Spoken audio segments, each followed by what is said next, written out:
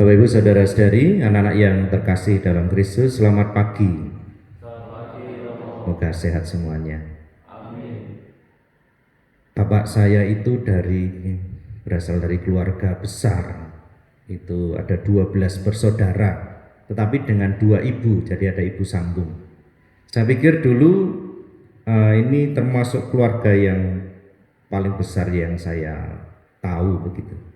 Sampai suatu saat saya ke stasi, salah satu stasi itu ternyata ada seorang ibu yang sudah sendiri dan dia harus merawat 13 anaknya. Lalu dia cerita, dulu ketika anaknya sudah 12 itu selusin, tahu berarti tak? Selusin itu. Dia pikir tidak akan ada lagi anak yang lain. Ternyata muncul anak yang ke-13. Saya tidak tahu nama yang nomor 12, tapi yang 13 dia katakan karena sudah bingung cari nama, diberi nama Lusino. Sak lusin isik ono. Jadi satu lusin masih ada lagi. Jadi anak yang ke-13 itu Lusino gitu. Lalu dalam obrolan itu saya beberapa kali sempat berjumpa itu bertanya begini. Apakah Ibu mencintai mereka semua? Dalam bahasa yang sederhana. Dia katakan jelas, Romo, saya mencintai semuanya. Lalu ada pertanyaan kedua yang saya tanyakan begini. Apakah ada di antara 13 ini yang paling Ibu cintai atau paling dikasih? Kan ada 13. Dia diam sejenak. Saya mengandai-andai itu. Pasti jawaban ibu itu akan mengatakan semua saya cintai sama rata, begitu kan? Orang tua kan sering mengatakan begitu dah kalau ditanya cintai. Mana anak yang paling dicintai? Oh semua rata, Romo. Ternyata ibu itu tidak jawab itu. Ketika ditanya apakah ada yang dari 13 itu yang paling dicintai? Ada. Siapa? Lalu sambil pelan-pelan dia menjawab.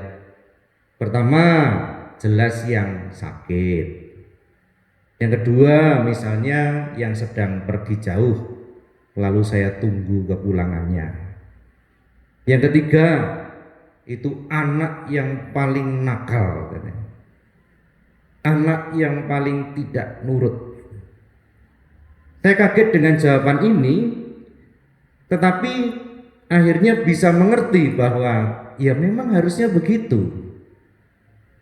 Anak yang paling dikasihi seharusnya adalah siapapun mereka yang paling membutuhkan kasih kita pada saat itu, ya kan? Jadi bukan hanya soal saya suka dengan anak ini, saya senang dengan anak ini karena baik, tetapi siapa yang paling membutuhkan kasih sayang saya pada saat itu, itulah seharusnya yang paling dikasih. Semua memang dikasihi, tetapi masing-masing tentunya berbeda-beda. Nah, saudara-saudari yang terkasih, melalui pengalaman yang sederhana ini, akhirnya saya merenungkan begini. Saya bisa memahami, misalnya ketika harus merenungkan perumpamaan Yesus, misalnya ketika dia memberikan perumpamaan tentang gembala yang mencari satu domba yang hilang dengan meninggalkan yang 99.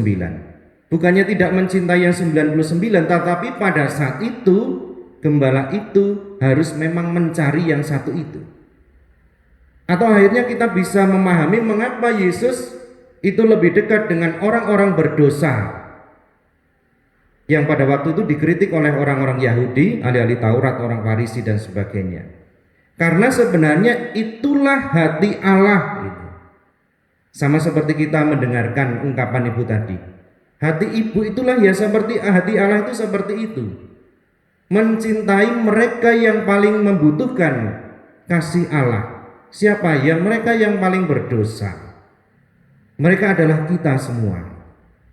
Maka saudara-saudari yang terkasih, kalau kita mendengarkan Injil hari ini, ketika Yesus dimuliakan di atas gunung, itu pertama-tama menyadarkan kita semua bahwa pertama Yesus itu adalah putra Allah yang punya segala kuasa, yang kuasanya itu tak terbatas.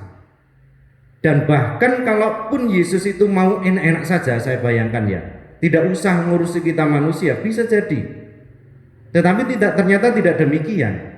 Yesus yang putra Allah yang punya segala kuasa, tetapi mau menjadi seorang hamba, mau menderita, disalibkan, wafat dan mati untuk kita, untuk menebus kita. Artinya apa? Yang pertama, mari selama masa Prapaskah ini kita merenungkan bahwa saya itu dicintai oleh Allah. Allah memperhatikan saya meskipun Allah itu menerima saya, meskipun saya adalah orang yang lemah dan berdosa. Maka seharusnya ada timbul rasa syukur yang mendalam bahwa ternyata saya berharga di hadapan Allah, saya tidak ditinggalkan tetapi saya diselamatkan oleh Yesus sendiri. Lalu yang kedua, bagaimana supaya kita tetap selamat, gitu kan pertanyaannya, permenungannya. Kalau kita ingin selamat, maka mau tidak mau kita harus mendengarkan Yesus. Itulah yang diungkapkan Allah ketika dari dalam awan terdengar suara, inilah anakku yang kukasihi, dengarkanlah dia. Mengapa kita harus mendengarkan Yesus? Karena seringkali kita tersesat, seringkali kita salah langkah, seringkali kita menuju jalan yang tidak pada keselamatan. Maka ketika kita mendengarkan Yesus, kita mendengarkan Sang Juru Selamat, jalan kebenaran dan hidup kita, maka jaminannya adalah keselamatan. Maka mari kita membuka hati kita dalam pertobatan yang sejati. Artinya mari kita menerima Yesus sungguh dalam diri kita, sehingga apapun yang kita lakukan menampakkan kehadiran Yesus yang menyelamatkan diri kita, tetapi juga membawa berkat bagi orang lain. Kemuliaan kepada Bapa dan Putra dan Roh Kudus, seperti pada permulaan, sekarang, selalu, dan sepanjang segala abad. Amin.